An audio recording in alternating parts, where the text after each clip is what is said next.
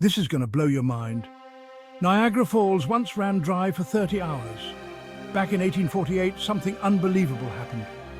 Niagara Falls came to a complete stop. For 30 hours, the mighty Niagara was reduced to a trickle. An ice jam upstream blocked the flow of water, creating a once-in-a-lifetime event.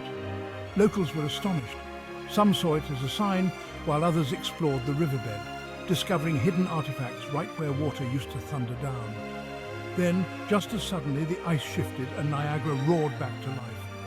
But for one incredible day, nature pressed pause on one of its greatest spectacles. Follow for more history in obscurity.